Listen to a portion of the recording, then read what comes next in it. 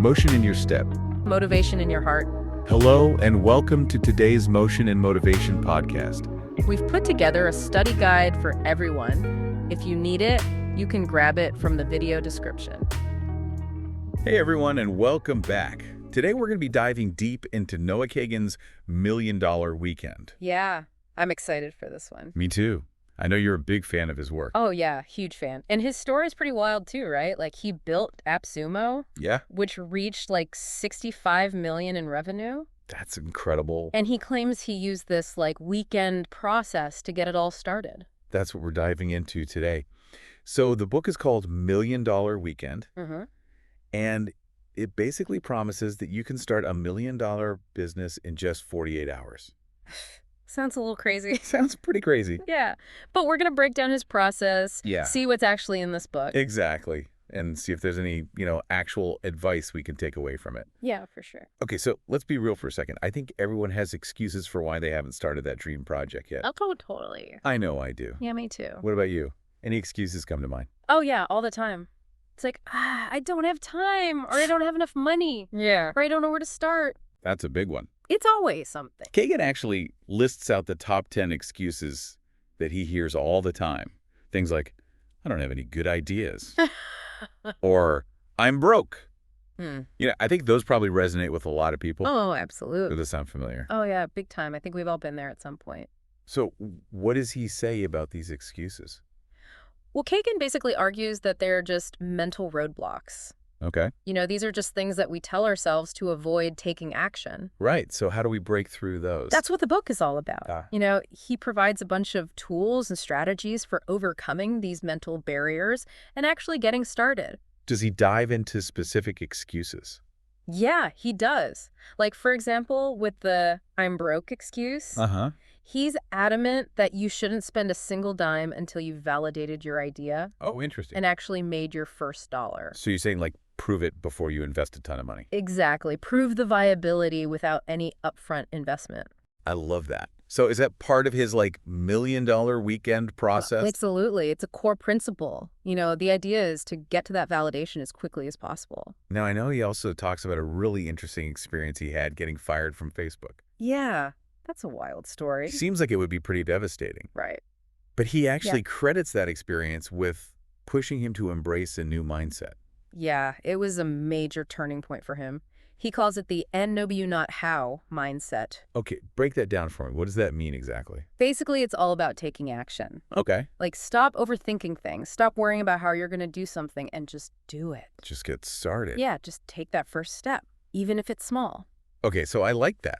Just pick one small step related to your business idea and just do it today. Exactly. Don't wait for the perfect moment. Just start moving. Now, I think another thing that holds a lot of people back is the fear of failure. Oh, yeah, for sure. That's a big one. How does he address that? Well, Kagan is a big believer in small experiments. He views everything as an experiment. Interesting. And even failures he sees as valuable learning opportunities. So you're saying he doesn't see failure as a bad thing? Not at all. He actually calls them victorious failures. I love that. Because you're always learning and refining your approach. So it's more about the process and the learning. Exactly. Instead of being afraid of failure, see it as data. Okay. Data that helps you get closer to success. That's a good way to look at it. Yeah. All right, so we've talked about some common excuses. Yeah. We've shifted our mindset a little bit. Right. Now let's get to the actual process. Okay, let's do it. So the $1 Million Weekend is broken down into 3 simple steps. First, you got to find those $1 million ideas. Right. Then you sketch out a 1-minute business model. Okay. And then the big one, the 48-hour money challenge, where you put it all to the test. Where the magic happens. Exactly. It all sounds too good to be true. It does, right? So let's unpack each of these steps. First up, how do we actually find those $1 million ideas? Well, Kagan believes that it all starts with the customer, not with some brilliant idea that you have. Interesting. He encourages you to look within your zone of influence. What does that mean, zone of influence? It basically means leveraging your existing network, your knowledge, your experience to find opportunities. So it's about starting with what you already know. Yeah, and who you already know. Makes sense. And he actually has a really great example of this with his own company, AppSumo, Yeah. which he calls Groupon for Geeks. Exactly. So tell me more about AppSumo. How did he find that opportunity within his own zone? Well, he was immersed in the startup world, Mm-hmm. using all these cool web-based tools. Right. And he realized that there was an opportunity to offer these tools at a discount to other entrepreneurs. Okay, so he was solving a problem that he had himself. Exactly. And he knew that other people in his network likely had the same problem.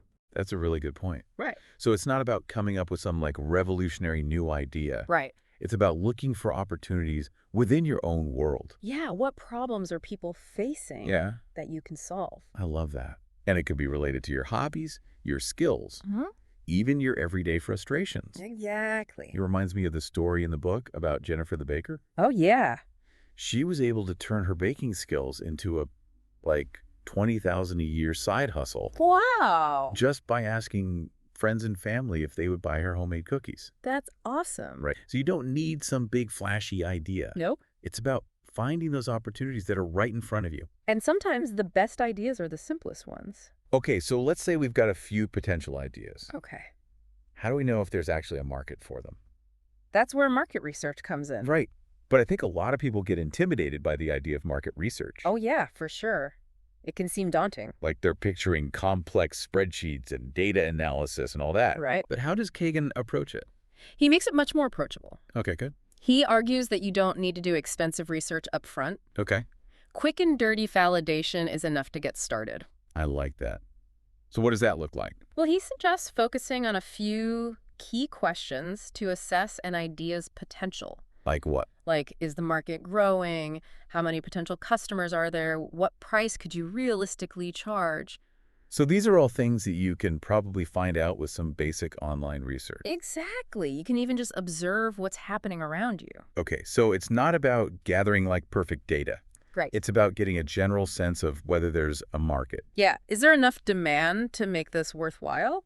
Now, let's say you've got a few promising ideas. Yeah. How do you know if people will actually pay for them? That's the million-dollar question, right? It is. And that's where he introduces the 48-hour money challenge, right? Exactly. Tell me more about that. This is central to Kagan's method. He believes in validating your idea by actually getting people to pay you before you build anything. Now, he walks the walk too, right? Oh, yeah, he does. In the book, he talks about his own experiment launching sumo jerky. Yeah, the jerky experiment. So this was a 24-hour experiment where he was testing the market for like a healthy beef jerky subscription. Exactly. And what I found so interesting is that he didn't have any jerky. He didn't. He didn't have packaging. Nope. He didn't even have a website. He just put the offer out there. Wow. To see if anyone would bite. And did they? They did. He made over $1,000 in profit. Wow. In just 24 hours. That's incredible. Just by pre-selling the idea. So it's a real testament to the power of pre-selling. Absolutely. Get people excited about the concept before you even have the product. So how do you actually validate an idea in 48 hours? Good question. Kagan lays out 3 main methods. Okay. Direct pre-selling using online marketplaces and landing pages. Okay, so we're going to dive into each of those. We are. It's getting good. It is. Let's take a quick break, and then we'll come back and unpack those validation methods in detail. Sounds good. All right, so we're back. And we're going to break down these validation methods that Kagan talks about in Million Dollar Weekend. Yeah, let's do it. I'm ready to put these ideas to the test. So the first method is direct pre-selling. Okay. And this is like Kagan's gold standard for validation. What's so special about direct pre-selling? Well, it's all about going straight to your ideal customers. Okay. And getting them to commit to buying your product or service before you even create it. That's a bold move. It is. But it's super effective. So how do you even begin to do that? Well, Kagan suggests starting with what he calls your Dream 10. Your Dream 10. What's that? It's a list of 10 people who are most likely to buy from you. Oh, okay. So these are like your early adopters. Exactly. People who already know and trust you. Makes sense. And you reach out to them directly. Okay. Explain your idea, present your offer, and ask them to pre-order. I bet it's less intimidating to start with people in your existing circle. Oh, absolutely. And they can give you valuable feedback, too. Oh, that's a good point. Help you refine your offer before you go wider. So it's almost like a beta test. Yeah, exactly. With people who are invested in your success. And Kagan actually provides a script in the book. Oh, that's helpful. For reaching out to your Dream 10. Okay. So he really holds your hand through the process. It sounds like it. But remember, it's not just about making a sale. Right. It's about building relationships and gathering feedback. Okay. So direct pre-selling is all about leveraging your network. What about using online marketplaces? Marketplaces are awesome for validation. Okay. Because you have access to a huge audience of potential customers. That's true. Who are already looking to buy stuff. Right. Think Etsy, eBay, Craigslist, Facebook Marketplace. So you're tapping into an existing market. Exactly. You don't have to build an audience from scratch. And you're getting real validation too. Yes, because people are actually putting their money down to buy your product or service. Do you have any examples of people who have successfully used marketplaces for validation? Oh, yeah. Tons. Kagan talks about his friend Neville, who used Craigslist to validate a camera rental business. Really? Yeah, he just listed an expensive camera for rent, and within hours he had a paying customer. Wow, that's incredible. And Kagan himself even experimented with selling Nintendo-themed disc golf discs on Facebook Marketplace and Twitter. I love them. He sold 20 discs before he even had them made. That's amazing. So you don't need a fancy website or a big marketing budget? Nope. You just need a good idea and a marketplace to test it on. Okay, so we've got direct pre-selling, we've got marketplaces. What about the third method, landing pages? Landing pages are a bit more structured. Okay. But still incredibly simple and cost-effective. Okay, so how do they work? You basically create a single page that describes your product or service and includes a call to action. Like what kind of call to action? It could be anything from pre-ordering to signing up for your email list. Okay, so it's a way to gauge interest before you invest in building the whole thing. Exactly. You're testing the waters to see if there's enough demand. Do you have an example of someone who successfully used landing pages for validation? Yeah, Kagan talks about his friend Justin, who used this method to validate his bone broth business, Kettle and Fire. Oh, I've heard of them. He set up a simple landing page, ran some cheap ads, and within 2 weeks, he had almost $500 in pre-orders. That's impressive. So it's definitely worked. Okay, so we've got our $1 million ideas. We've validated them using one of these methods. Right. And hopefully even made some money. Hopefully. Now what? How do we turn this into a sustainable business? That's where Kagan's concept of the growth machine comes in. Growth machine? Okay, I like the sound of that.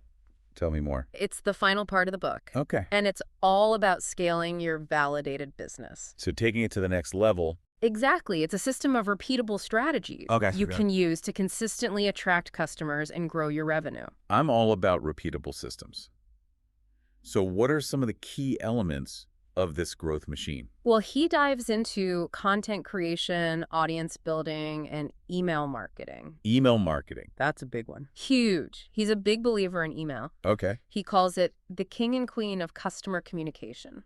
Interesting. So why is email so important? Because it allows you to build direct relationships with your customer. Okay. And it's a super effective way to drive sales. So how do you use email effectively? He shares a ton of tips and strategies in the book. Okay. He even tells this funny story about how an email subject line that was, well, let's just say it was attention grabbing. Okay, I'm intrigued. Helped AppSumo achieve its first $10,000 day. Okay, now you have to tell me this story. All right, we'll save that for later. Okay, fine. But first tell me more about this experiment-based marketing approach that Kagan talks about. Oh yeah, that's another key part of his growth machine. So what is it exactly? It's all about using data to make informed marketing decisions. Okay. You know, constantly testing and refining your strategies. So it's not about like having a perfect plan from the start. No, it's about being flexible and adapting as you go. That makes sense. And he actually used this approach to grow Mint.com. Yeah. To 1 million users in just 6 months. Crazy, right? That's incredible. Yeah. So this guy knows what he's talking about. He does. And he applies this approach to every new venture. So it's all about experimenting, tracking your results, and making adjustments along the way. Exactly. Now, I know he doesn't just focus on the business side of things. Right. He also dedicates a whole chapter to creating a dream year. Yeah, that's a really cool concept. Tell me more about that. It's essentially a vision board for your life. Yeah.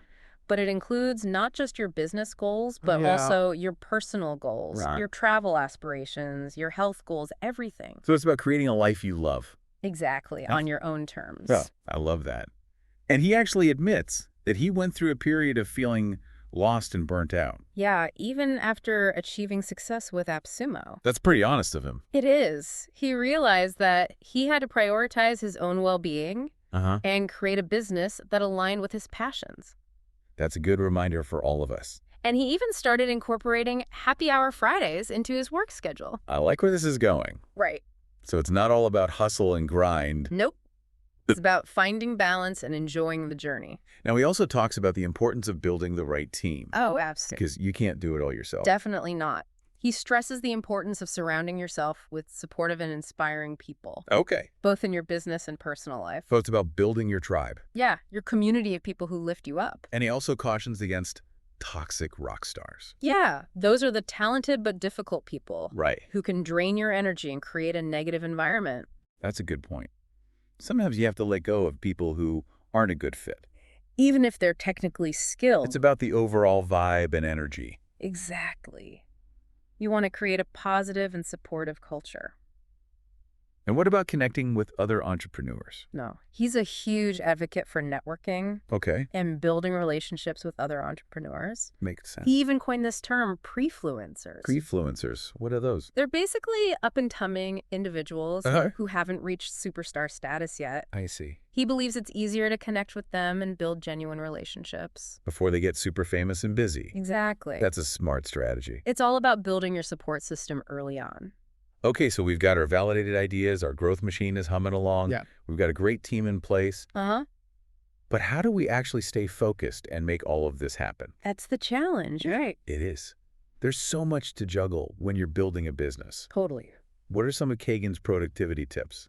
Well, he's a big advocate for coloring your calendar. Coloring your calendar, what does that mean? It literally means blocking out time for the tasks that are most important to you. Oh, so scheduling your priorities. Exactly. And he also talks about his Sunday review ritual. Sunday peer review. Okay, what's that? It's a weekly planning session Oh. where he reviews his progress, sets goals for the upcoming week, and makes sure he's prioritizing the right things. So it's about being proactive and intentional with your time. Exactly, rather than just reacting to whatever comes up. I like that. Now, what about the law of 100? Oh, that's a fascinating concept. I've heard him mention it, but I don't really know what it means. It's based on the idea that focusing on quantity can actually lead to higher quality. Really? That seems counterintuitive. It does, right. Yeah. But Kagan cites this study where photography students were divided into two groups. Okay. One group was told to take a few perfect photos. Okay. And the other group was told to take 100 photos. And guess what? The group that focused on quantity actually produced higher quality work overall. So you're saying it's better to just get things done. Exactly. Yeah. Don't worry about perfection, just create more. And through that process, you'll actually improve. Precisely. The act of creating forces you to iterate and experiment. That's really interesting. I can see how that applies to so many things. Oh, absolutely. It's not just photography. Right. Kagan encourages us to apply this to everything. Like what? Writing 100 emails, practicing a skill for 100 days, pitching your business to 100 potential customers. It's about overcoming perfectionism and embracing consistent action. So it's not about getting everything perfect on the first try. Yep. It's about learning and iterating. Exactly. Okay, so we've covered a lot of ground here. We have. From mindset shifts to practical strategies for launching and scaling a business. A lot of good stuff. It is. What are your biggest takeaways so far? Ooh, that's a good question. What are you most excited to implement in your own life? I think for me, the biggest takeaway is that it's all about action. Yeah. You know, Kagan really drives home the point that you don't need a ton of money or resources to start a business. Right. You just need to be willing to put in the work. Yeah, and get started. Exactly. And the $1 Million Weekend process itself, it's so inspiring because it shows you that it's possible to validate an idea and even make some money in a very short amount of time. Totally. Like it demystifies the whole process. Yeah. And I love the emphasis on mindset too. Yeah. Like the NW not how philosophy. Oh, yeah. That's a game changer. Big time. It's so easy to get caught up in overthinking and planning. Right. But Kagan really encourages you to just jump in and start experimenting. Yeah, like stop making excuses and just do it. Exactly. And what I love about this book is that it's not just theory. Yeah. It's full of actionable advice and real-life examples. Totally. Oh, and before I forget, you promised to tell me. Oh, yeah. About that attention-grabbing email subject line. I did. So spill the beans. All right, so Kagan's very open about his marketing tactics. Okay. Even the ones that might seem a little out there. Uh-huh. He believes in being bold and standing out from the crowd, and sometimes that means using humor. even if it's a little bit edgy. Okay. So in this case, he sent out an email with the subject line, boners. He didn't. He did. It was for a deal in a website building tool. Okay. And he tied it into this funny story about, well, you can probably guess. I can only imagine. The point is, it got people's attention. I bet it did. They opened the email, and AppSumo made their first $10,000 in a single day. It's amazing. Just from that one email. So it just goes to show you that sometimes you have to take risks and push the boundaries a little bit. And not be afraid to be a little different. Exactly. But I think the most important takeaway from this whole deep dive is that anyone can launch a successful business. Yeah. It's not about having a fancy degree or a ton of money. It's about having the right mindset. And taking action. Exactly. And being willing to learn and experiment along the way. And if you're willing to do that, who knows, maybe you can build your own $1 million business in just a weekend. That's the dream, right? All right, so we've unpacked the $1 million weekend process. We have. From finding those $1 million ideas to validating them, building a growth machine. Right. And even designing your dream year. Yeah, a lot of good stuff. What a journey. It's been great diving into this book with you. Yeah, this is fun. I'm feeling super inspired. Me too. And I hope our listeners are too. I hope so. Before we wrap up, I want to leave you with one final thought. Okay, I'm listening. We talked about the importance of finding your dream 10. Right. Those people who are most likely to buy from you. Uh-huh. But what if we flip that idea around? Ooh. Okay. What if, instead of focusing on the people who are most likely to buy from us, we focused on the people we'd be most excited to serve? That's an interesting perspective. So instead of thinking about our target market, we're thinking about who we'd be most passionate about helping. I like that. Imagine building a business around serving those people, the ones who truly inspire you and align with your values. That's powerful. I think that's a really good thing to keep in mind. Yeah. As you embark on your own entrepreneurial journey. It's about finding your purpose. Exactly.